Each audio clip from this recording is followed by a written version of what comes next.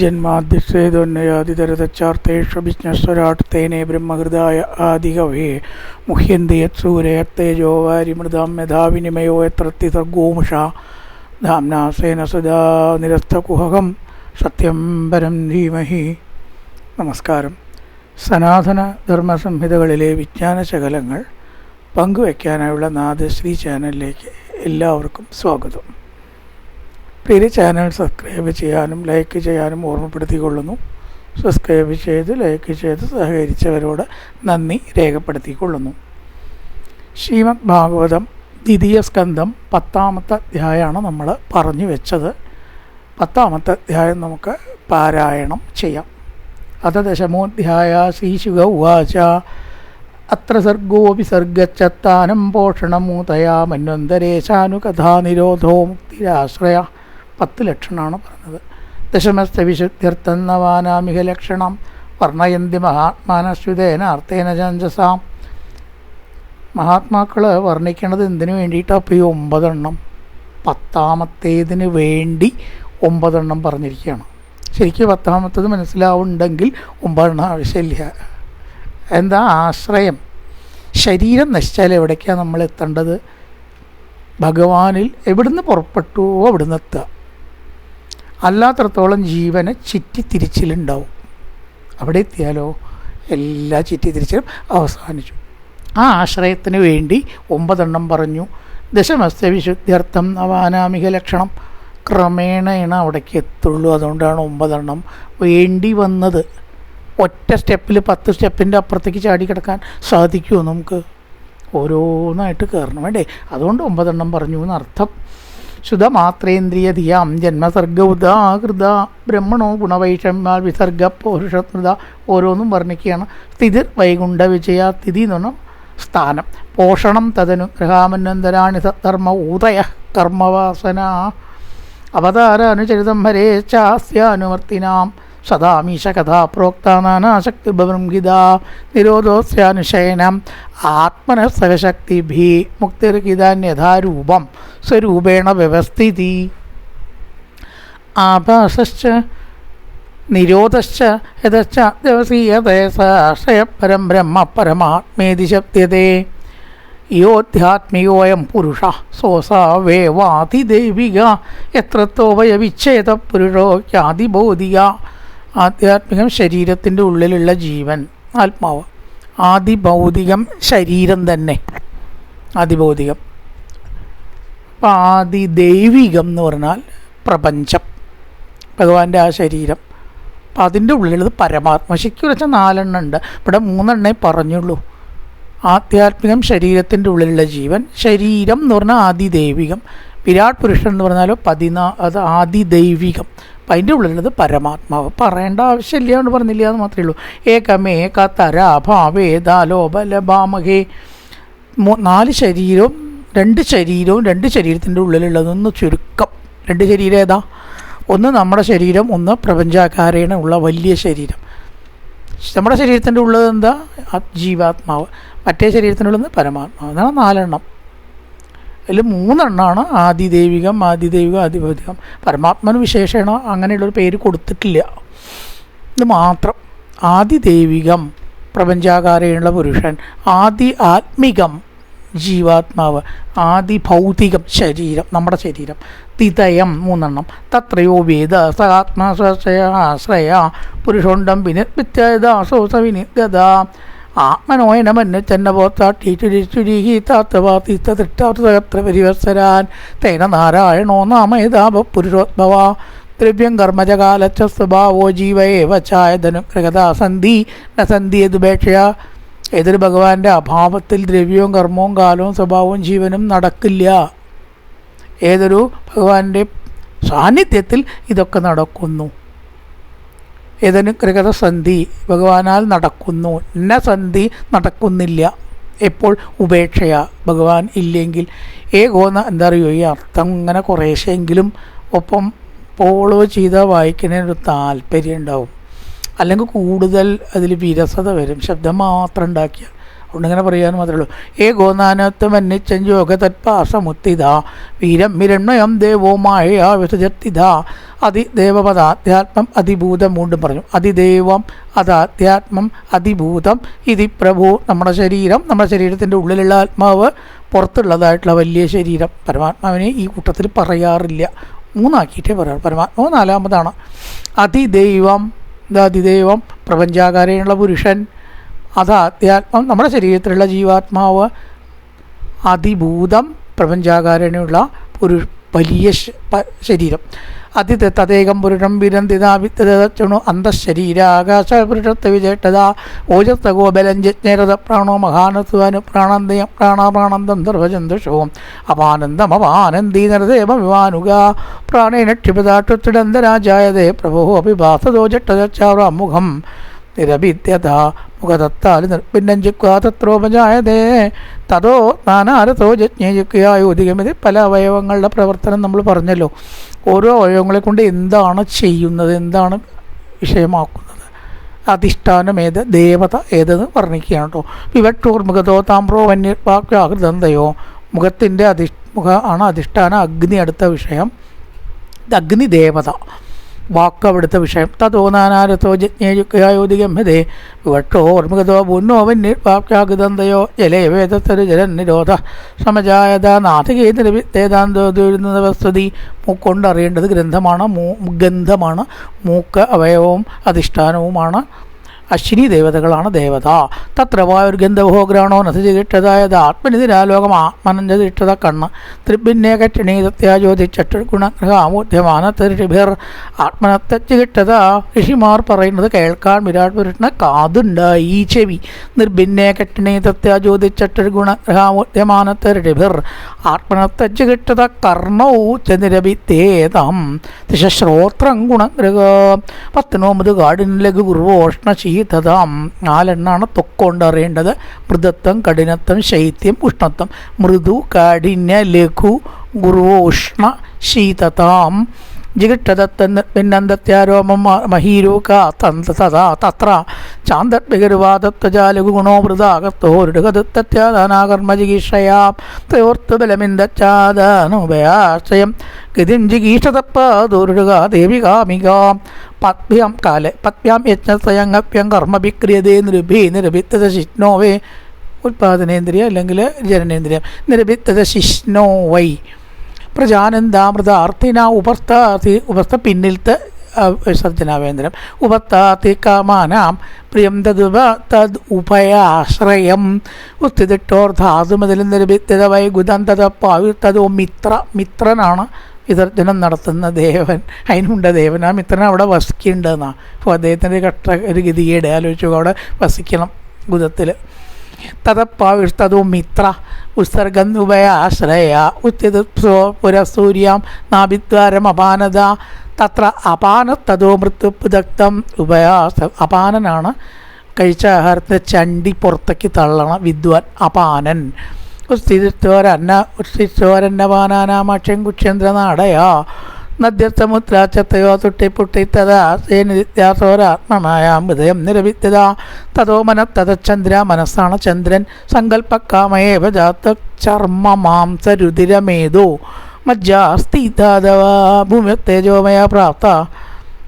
ഭൂമ്യത്തേജോമയ സപ്ത പ്രാണോ വ്യോമാംബുവായുഭി ഗുണാത്മകാനീന്ദ്രിയാണി ഭൂതാദിപ്രഭവാ ഗുണാ മനസ്സർവവികാരാത്മാ ബുദ്ധിർവിജ്ഞാനരൂപിണി. ഏതത് ഭഗവതോ രൂപം തൂലം തേ വ്യാകൃതം മയാ മക്യാദിവിച്ചാവരണേർ അഷ്ടഭിരാവൃതം. ഭൂമി മുതലായ 8 ആവരണം. ഏതായിട്ടെണ്ണം? ഭൂമി, വെള്ളം, വായു, അഗ്നി, ആകാശം, പഞ്ചഭൂതങ്ങൾ പ്ലസ് മഹത്തത്വം, അഹങ്കാരം, ജീവാത്മാവ്. മഹത്തത്വവും അഹങ്കാരവും അല്ലേ? അങ്ങനെ 3 ഒന്നും കൂടി ഉണ്ടല്ലോ, മറന്നു. ആ 3 കൂടിയാണ് 8 എന്ന് ഇവിടെ പറഞ്ഞത്. മഹത്തത്വം പ്ലസ് അഹങ്കാരം പ്ലസ് ഒന്നും കൂടി ഉണ്ട്. പിന്നെ പഞ്ചഭൂതങ്ങളും.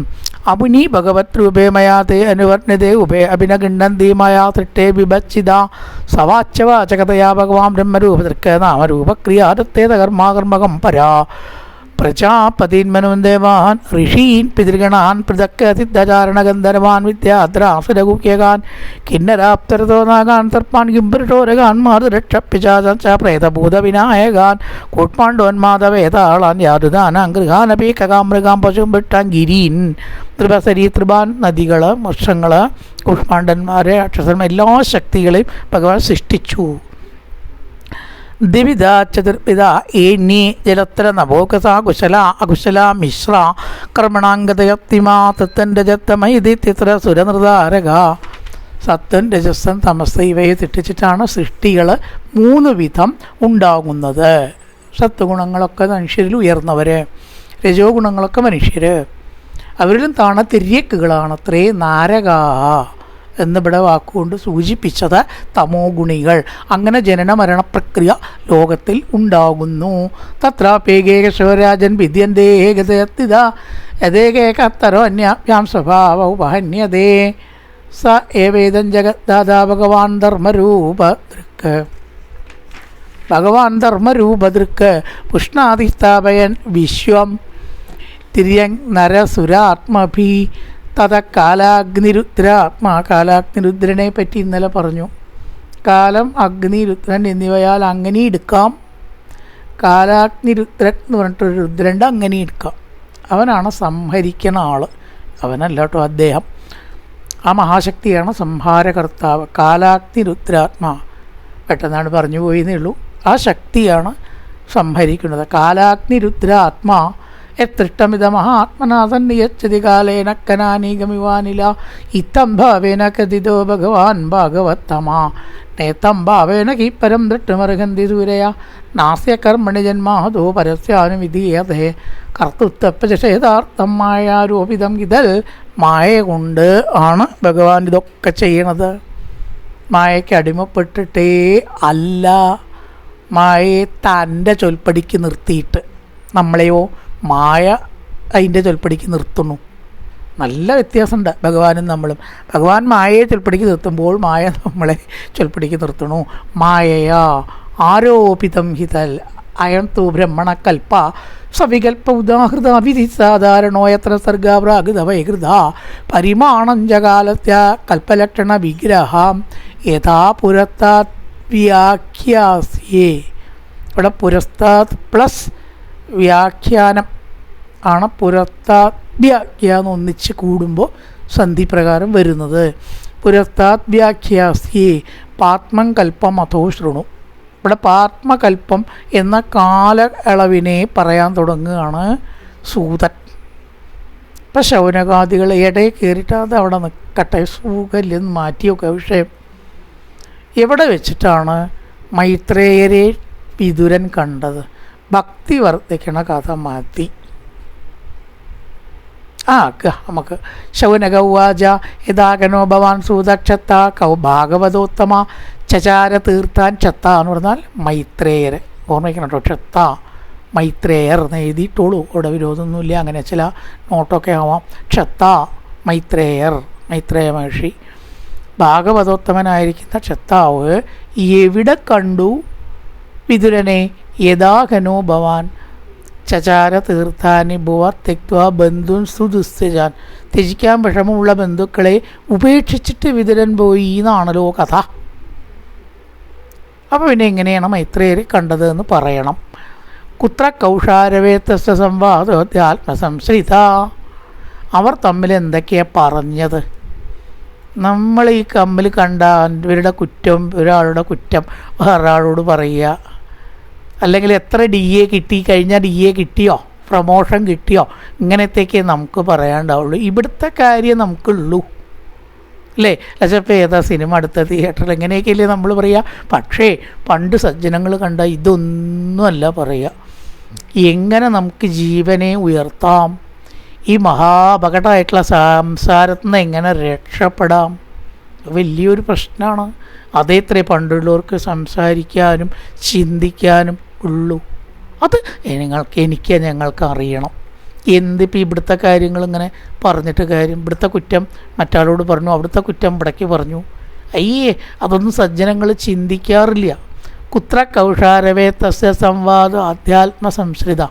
ആധ്യാത്മബന്ധപ്പെട്ട വിഷയം മൈത്രേയ മഹർഷി വിതുരനും കൂടി എന്താണ് സംസാരിച്ചത്, എന്തൊക്കെയാണ് മൈത്രേയ മഹർഷിയുടെ വിലപ്പെട്ട ആ സംഭാഷണങ്ങൾ, അത് ഞങ്ങൾക്കൊന്ന് പറഞ്ഞു തരുമോ? യഥാസ ഭഗവാൻ തസ്മൈ പിട്ടത്തത്തമുവാചക പ്രോഗിനത്തലിതം സമ്മ വിതുരസ്യ വിജേഷ്ഠിതം. വിതുരൻ്റെ കഥ ഞങ്ങൾക്ക് കേൾക്കണം. അത് ഭക്തിരസപ്രധാനമാണ്, വിരക്തി വർദ്ധിപ്പിക്കണം. എന്ത് ഈ ലോകത്തിലേക്ക് ആസക്തി കൂട്ടിയിട്ട് വല്ല കാര്യമുണ്ടോയെന്ന്? ആസക്തി കൂട്ടി മരിച്ചാൽ പിന്നെയും ജനിക്കും. പിന്നെ ഈ 100 കൊല്ലം ഇതൊക്കെ വേണ്ടെന്ന് ആലോചിച്ച് നോക്കൂ. അമ്മയുടെ ഉദരത്തിൽ കിടക്കലും അവിടുന്ന് പുറത്ത് വന്നാലും മലമൂത്രാദിയിൽ കിടക്കണം, അമ്മ കണ്ടത് വൃത്തിയാക്കണം, എന്തൊക്കെ ബുദ്ധിമുട്ട. അങ്ങനെ ആലോചിച്ചാൽ നല്ല ബുദ്ധിമുട്ടാണ് അല്ലേ? അപ്പോൾ അത് ആലോചിക്കാത്തതുകൊണ്ടാണ്. അപ്പോൾ അത് ആലോചിച്ചാൽ നമുക്ക് തോന്നും ഇതിനൊക്കെ ഒരു അന്തം ഉണ്ടാക്കുന്നേ നല്ലത്. ഇതിങ്ങനെ അനുസ്യൂതം തുടരുകയാണ്. ഇപ്പോൾ ഇതാണ് മരിച്ചു, ഇതുകൊണ്ടായോ പിന്നെയും തുടരുകയല്ലേ? ആലോചിച്ച് നോക്കൂ. ബന്ധുത്യാഗതമിത്തഞ്ചത്തദൈവാഗതവാൻ പുന. അങ്ങനെ സംസാരിച്ച വിഷയങ്ങൾ, ഈ സംസാര കെട്ടുപാടിൽ നിന്ന് എങ്ങനെയാണ് രക്ഷപ്പെടുക, അത് ഞങ്ങൾക്ക് കേട്ടാൽ മതി. കണക്കും പാത്മവും പ്രളയമൊക്കെ അവിടെ നിൽക്കട്ടെ. ഇതിങ്ങനെ ഒരു വിരസത തോന്നുക സ്വാഭാവികമാണല്ലോ.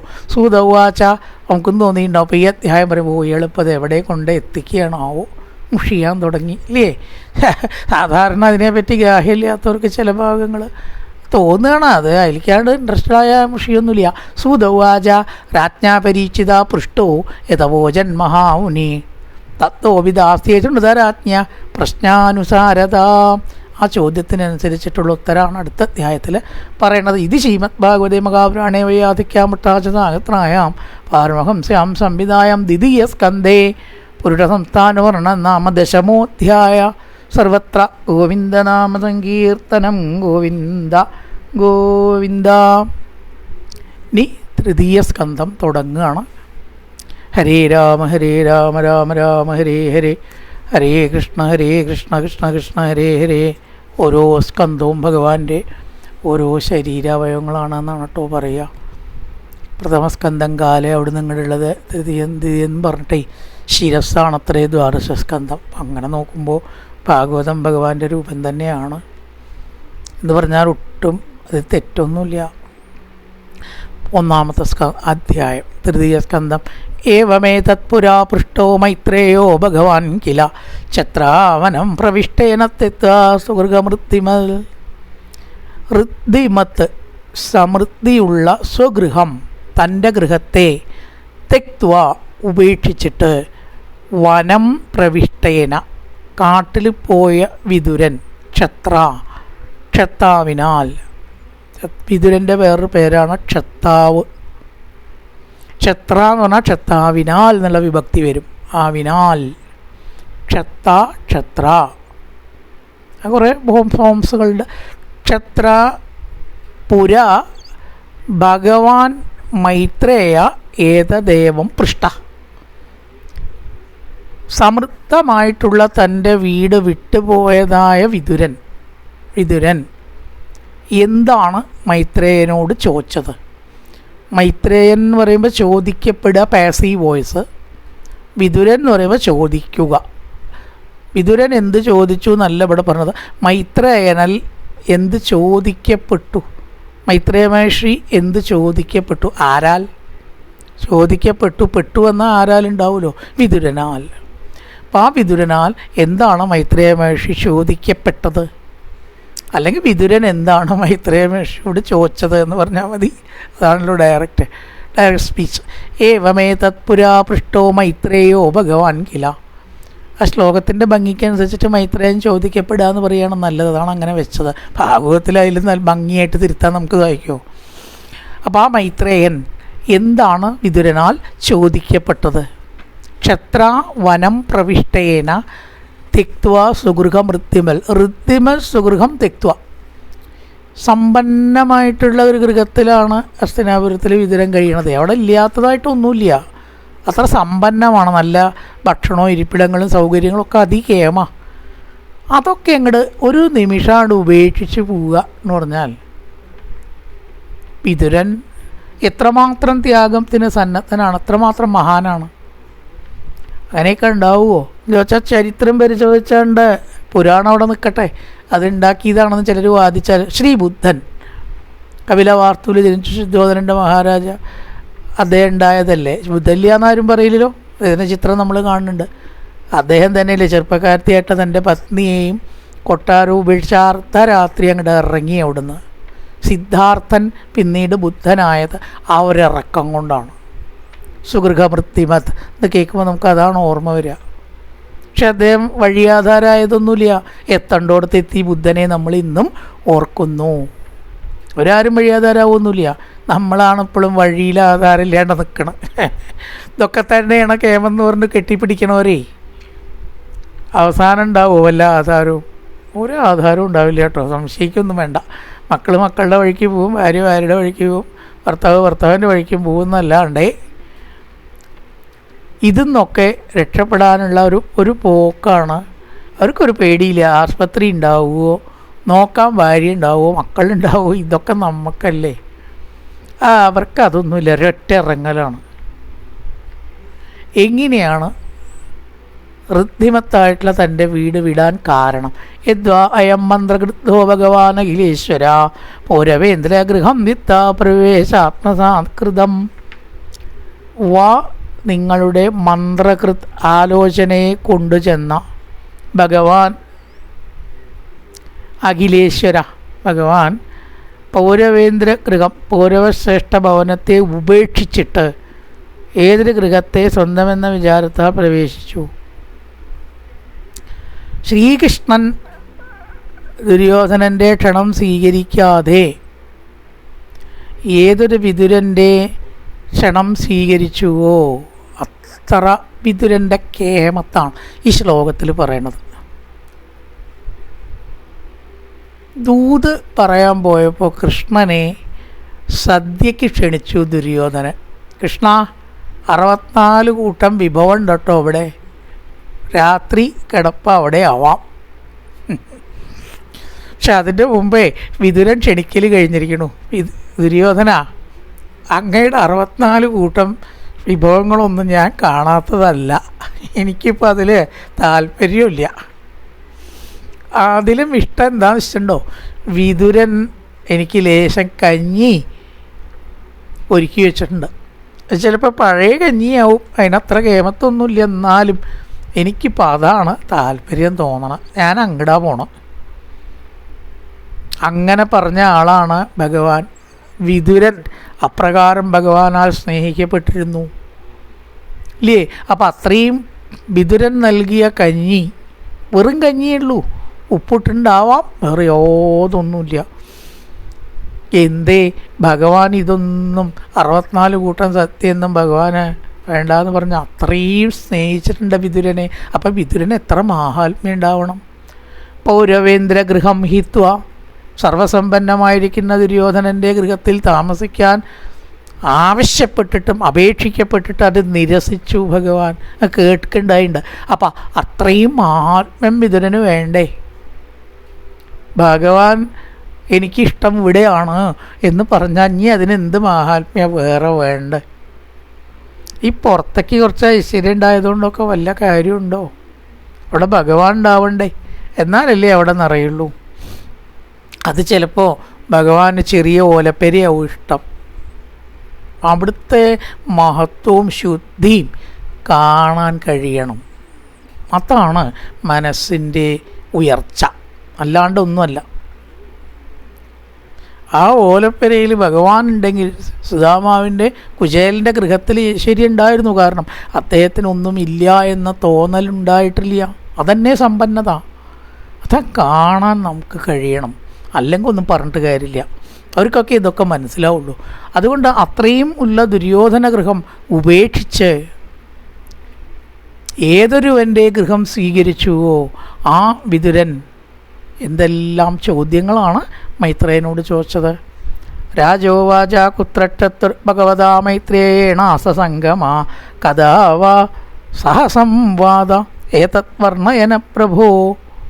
കുത്ര, ഏതു ദിക്കിൽ, ക്ഷത്തുർ വിതുരർക്ക്, ഭഗവതാ മൈത്രേയേണ സംഗമ, മൈത്രേയനായിട്ട് എവിടെ വെച്ചിട്ടാണ് അവർ കണ്ടത്? ആദ്യം അത് ചോദിക്കുകയാണ്. എങ്ങനെ കണ്ടു, എവിടെ വെച്ച് കണ്ടു?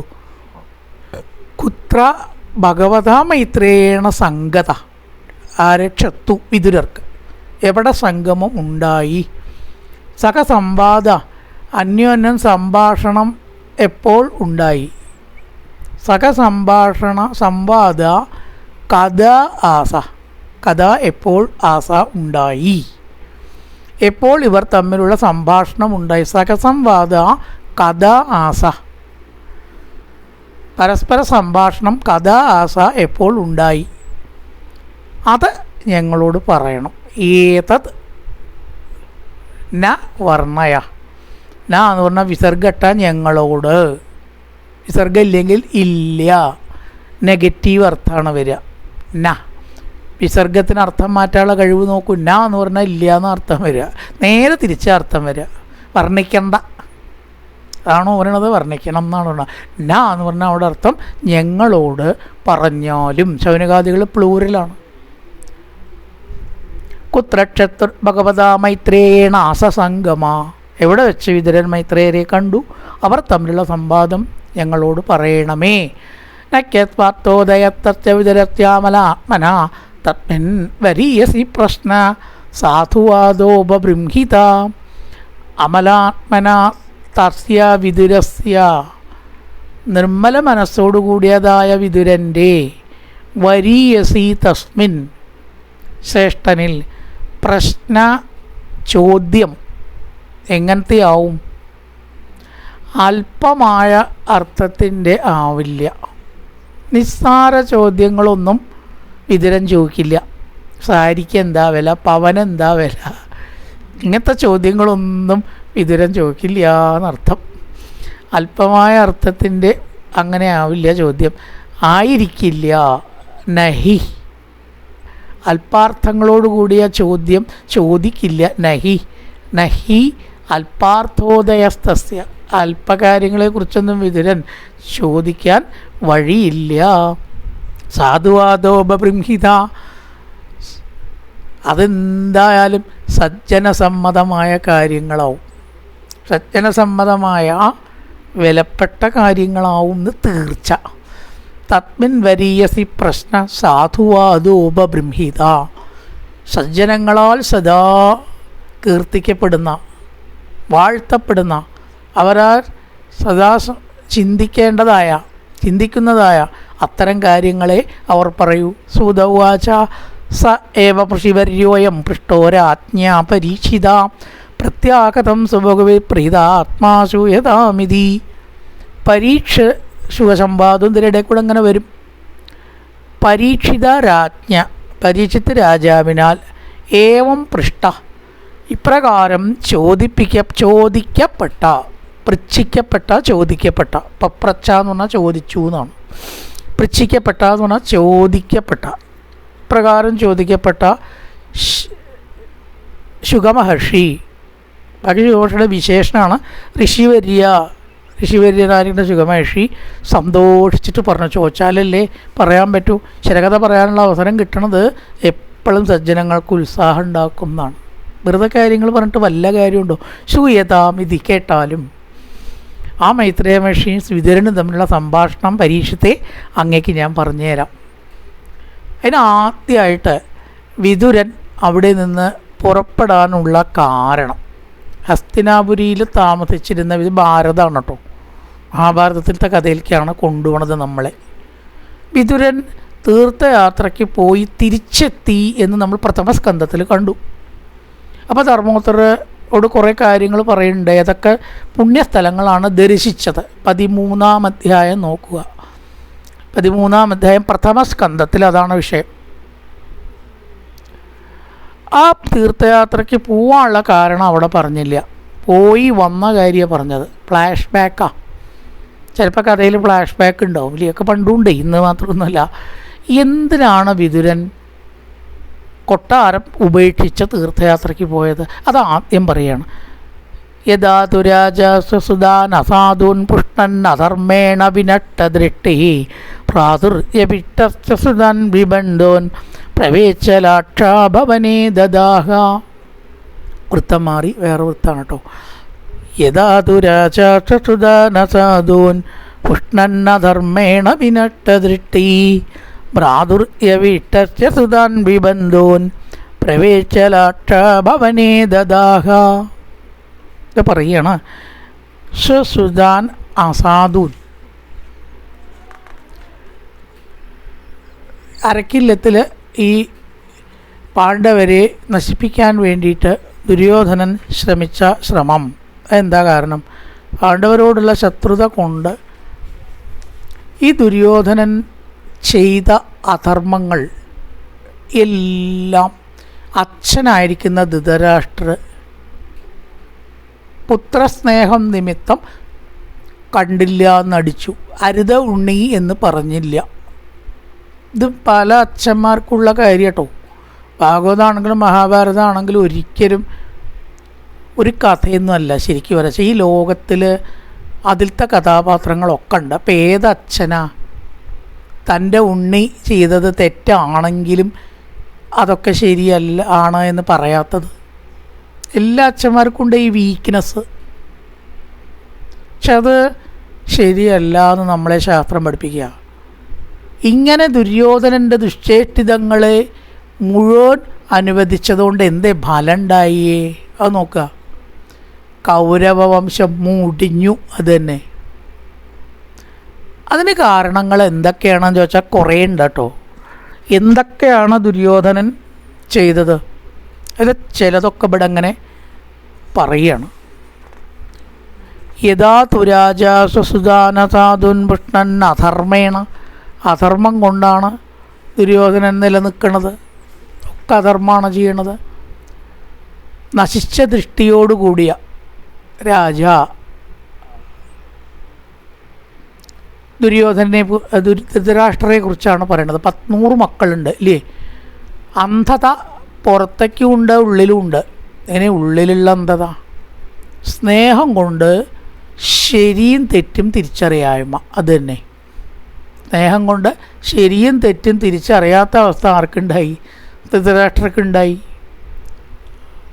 തൻ്റെ പുത്രന്മാരെ അധർമ്മത്തിൽ നിന്ന് പോഷിപ്പിക്കുന്നവനായിട്ട്, ധർമ്മം കൊണ്ടാണ് പോഷിപ്പിച്ചത്, ധർമ്മം കൊണ്ടല്ല, സഹോദരൻ്റെ ബിബന്ധൂൻ ബന്ധുക്കളില്ലാത്ത പുത്രന്മാരെ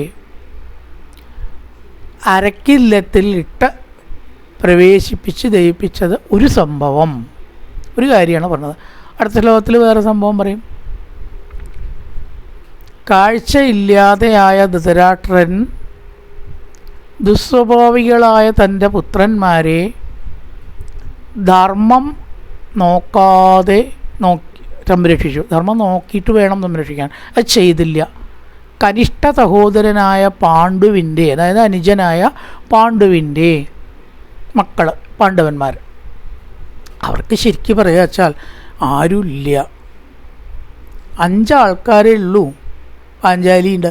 കാട്ടിൽ മറ്റു ബന്ധുക്കളില്ലാത്ത ഒറ്റപ്പെട്ട അവരെ അരക്കില്ലത്തിലിട്ടിട്ട് ചുടാൻ ശ്രമിച്ചില്ലേ? ഇത് ഒരു സംഭവമാണ് കേട്ടോ. ഇനി അങ്ങനെ അടുത്ത ലോകത്തിൽ ഒരുപാട് സംഭവങ്ങൾ പറയുന്നുണ്ട്. യഥാതുരഹജ സ്വസുതാൻ അസാധുൻ. അസാധുവായിട്ടുള്ള മാർഗങ്ങളിൽ കൂടെ ധൃതരാഷ്ട്രൻ ദുര്യോധനനും കൂട്ടുന്ന ശാസനൻ ആരാ നല്ലവരുള്ളത് വെച്ചാൽ ഭീഷ്മർ മാത്രമേ ആ വംശത്തിൽ നല്ല. ഭീഷ്മർ മകനല്ല കേട്ടോ. മക്കളിലാരും അത്ര നല്ലവരൊന്നും ഇല്ല എന്നാണ്. പുഷ്ണൻ അധർമ്മേണ വിനഷ്ടദൃഷ്ടി. കണ്ണ് നഷ്ടപ്പെട്ട് അധർമ്മമാർഗത്തിൽ ആ കുട്ടികളെ വളർത്തി. ആര്? ധൃതരാഷ്ട്രർ. പ്രാതുര്യവിഷ്ടസ്യസുതാൻ വിബന്ധൂൻ. ബന്ധുക്കളില്ലാത്ത ഒറ്റപ്പെട്ട പാവങ്ങളായ പാണ്ഡവന്മാരെ ദ്രോഹിച്ചു. എങ്ങനെ ദ്രോഹിച്ചു? പ്രവേശ്യ ലാക്ഷാഭവനേ ദദാഹ. ലാക്ഷാഭവനം അരക്കില്ലം. ലാക്ഷ എന്ന് പറഞ്ഞാൽ അരക്കാണ്. ഭവനം, അതുകൊണ്ട് ഉണ്ടാക്കിയിട്ടുള്ള ഭവനത്തിൽ ദദാഹ ദഹിപ്പിച്ചിട്ടില്ല. സത്യത്തിൽ വിതുരൻ രഹസ്യമാർഗം പറഞ്ഞു കൊടുത്ത എന്ന് രക്ഷപ്പെട്ടോളാൻ പറയുന്നുണ്ട്. കഥ അങ്ങനെയാണ്. അതായത് ദഹിപ്പിച്ചു എന്നാണല്ലോ ദുര്യോധനൻ്റെ ഒരു വിചാരം. അതിവിടെ പറഞ്ഞിരിക്കുക. അരക്കില്ലത്തിലിട്ട് ചുട്ടു എന്ന് വിചാരിച്ച് സന്തോഷിക്കുക ദുര്യോധനനെ. എത്ര ദുഷ്ടത്തര ആലോചിച്ച് ചുട്ട് കൊല്ലുക ആൾക്കാരെ എന്ന് പറഞ്ഞാൽ. അങ്ങനെയുള്ള അധർമ്മങ്ങളെ പോഷിപ്പിച്ച് ഒടുവിൽ കൗരവംശത്തിൻ്റെ നാശം വരെ അത് ചെന്നെത്തി എന്ന് തുടർന്ന് ശ്ലോകങ്ങളിൽ പറയുകയാണ്. കായേന വാചാ മനസേന്ദ്രിയർവാ പ്രകൃതേ സ്വഭാവാൻ കരോതി യദ്യത്തകലം പരസ്മൈ നാരായണായേതി സമർപ്പയാമി.